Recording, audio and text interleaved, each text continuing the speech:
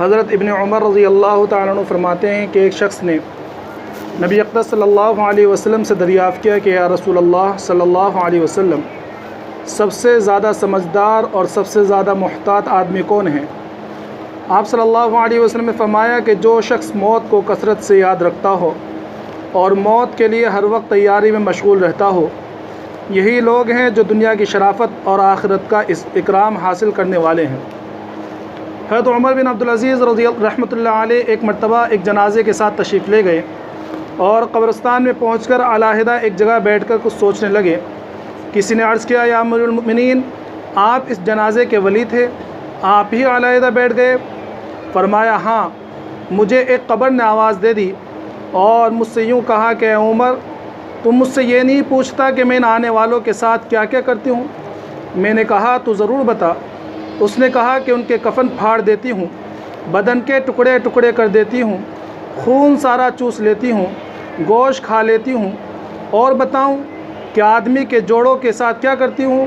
مونڈوں کو باہوں سے جدا کر دیتی ہوں، اور باہوں کو پونچھوں سے جدا کر دیتی ہوں، اور سرینوں کو بدن سے جدا کر دیتی ہوں، اور سرینوں سے رانوں کو جدا کر دیتی ہوں، اور رانوں کو گھٹنوں سے، اور گھٹنوں کو پنڈلیوں سے، اور پنڈلیوں کو پاؤں سے جدا جدا کر دیتی ہوں۔ یہ فرما کر عمر بن عبدالعزیز رحمۃ اللہ علیہ رونے لگے اور فرمایا کہ دنیا کا قیام بہت ہی تھوڑا ہے اور اس کا دھوکہ بہت زیادہ ہے۔ اس میں جو عزیز ہے وہ آخرت میں ذلیل ہے، اس میں جو دولت والا ہے وہ آخرت میں فقیر ہے۔ اس کا جوان بہت جلد بوڑھا ہو جائے گا، اس کا زندہ بہت جلد مر جائے گا۔ اس کا تمہاری طرف متوجہ ہونا تم کو دھوکے میں نہ ڈال دے، حالانکہ تم دیکھ رہے ہو کہ کتنی جلدی منہ پھیر لیتی ہے، اور بے وقوف ہے وہ جو اس کے دھوکے میں پھنس جائے۔ کہاں گئے اس کے وہ دل دادا جنہوں نے بڑے بڑے شہر آباد کیے، بڑی بڑی نہریں نکالی، بڑے بڑے باغ لگائے، اور بہت تھوڑے دن رہ کر سب کو چھوڑ کر چل دیے؟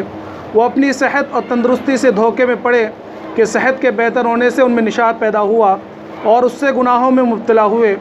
وہ لوگ خدائی قسم دنیا میں مال کی کثرت کی وجہ سے قابل رشک تھے، باوجود کہ مال کے کمانے میں ان کو رکاوٹیں پیش آتی تھی، مگر پھر بھی خوب کماتے تھے۔ ان پر لوگ حسد کرتے تھے، لیکن وہ بے فکر مال کو جمع کرتے رہتے تھے اور اس کے جمع کرنے میں ہر قسم کی تکلیف کو خوشی سے برداشت کرتے تھے۔ لیکن اب دیکھ کہ مٹی نے ان کے بدنوں کا کیا حال کر دیا، اور خاک نے ان کے بدنوں کو کیا بنا دیا، کیڑوں نے ان کے جوڑوں اور ان کی ہڈیوں کا کیا حال بنایا۔ وہ لوگ دنیا میں اونچی اونچی مسیریوں پر، اونچے اونچے فرش اور نرم نرم گدوں پر نوکروں اور خادموں کے درمیان آرام کرتے تھے۔ عزیز و اقارب، رشتہ دار اور پڑوسی ہر وقت دلداری کو تیار رہتے تھے، لیکن اب کیا ہو رہا ہے؟ آواز دے کر ان سے پوچھ کہ کیا گزر رہی ہے۔ غریب امیر سب ایک میدان میں پڑے ہوئے ہیں۔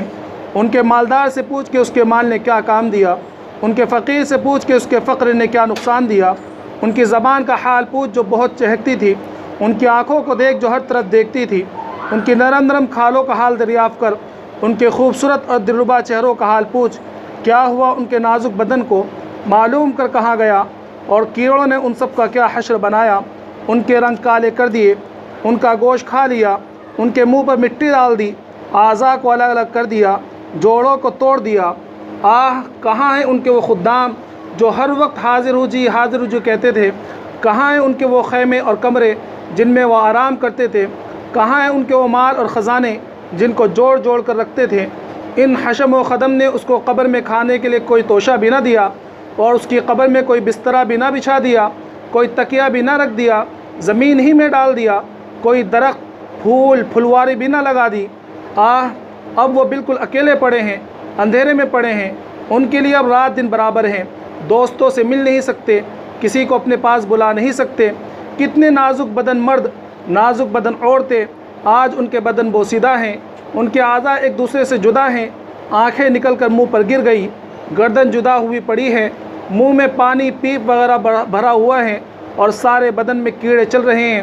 وہ اس حال میں پڑے ہیں، اور ان کی جو روحوں نے دوسرے نکاح کر لیے وہ مزے اڑا رہی ہیں۔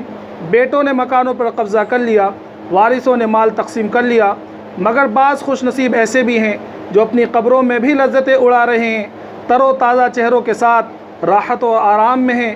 لیکن یہ وہی لوگ ہیں جنہوں نے اس دھوکے کے گھر میں اس گھر کو یاد رکھا، اس کی امیدوں سے اس کی امیدوں کو مقدم کیا، اور اپنے لیے توشہ جمع کر دیا اور اپنے پہنچنے سے پہلے اپنے جانے کا سامان کر دیا۔ اے وہ شخص جو کل کو قبر میں ضرور جائے گا، تجھے اس دنیا کے ساتھ آخر کس چیز نے دھوکے میں ڈال رکھا ہے؟ کیا تجھے یہ امید ہے کہ یہ کمبخت دنیا تیرے ساتھ رہے گی؟ کیا تجھے یہ امید ہے کہ تو اس کوچ کے گھر میں ہمیشہ رہے گا؟ تیرے یہ وسیع مکان، تیرے باغوں کے پھکے ہوئے پل، تیرے نرم بسترے، تیرے گرمی سردی کے جوڑے، یہ سب کے سب ایک دم رکھے رہ جائیں گے۔ جب ملک الموت آ کر مسلط ہو جائے گی، کوئی چیز اس کو نہ ہٹا سکے گی۔ پسینوں پر پسینے آنے لگیں گے، پیاس کی شدت بڑھ جائے گی اور جاں کنی کی سختی میں کروٹیں بدلتا رہ جائے گا۔ افسوس صد افسوس اے وہ شخص جو آج مرتے وقت اپنے بھائی کی آنکھ بند کر رہا ہے، اپنے بیٹے کی آنکھ بند کر رہا ہے، اپنے باپ کی آنکھ بند کر رہا ہے، ان میں سے کسی کو نہلا رہا ہے، کسی کو کفن دے رہا ہے، کسی کے جنازے کے ساتھ جا رہا ہے، کسی کو قبر کے گڑھے میں ڈال رہا ہے۔ کل تجھے بھی یہ سب کچھ پیش آنا ہے۔ اور بھی اس قسم کی باتیں فرمائی۔ پھر دو شعر پڑھے جن کا ترجمہ یہ ہے کہ آدمی ایسی چیز کے ساتھ خوش ہوتا ہے جو ان قریب فنا ہونے والی ہے اور لمبی لمبی آرزوئیں اور دنیا کی امیدوں میں مشغول رہتا ہے۔ ارے او بے وقوف، خواب کی لذتوں سے دھوکے میں نہیں پڑا کرتے۔ تیرا سارا دن سارا غفلت میں گزرتا ہے اور تیری رات سونے میں گزرتی ہے اور موت تیرے اوپر سوار ہے۔ آج تو وہ کام کر رہا ہے کہ کل کو ان پر رنج کرے گا۔ دنیا میں چوپائے اسی طرح زندگی گزارتے ہیں جس طرح تو گزار رہا ہے۔ کہتے ہیں کہ اس واقعے کے بعد ایک ہفتہ بھی نہ گزرا تھا کہ حضرت عمر بن عبدالعزیز رحمۃ اللہ علیہ کا وصال ہو گیا۔ اللہ رب العزت ہم تمام کو قبر کی سختی سے اور قبر کے سوالات سے ہماری حفاظت فرمائے، منکر نکیر سے ہماری حفاظت فرمائے اور قبر کی تیاری کرنے کی توفیق عطا فرمائے۔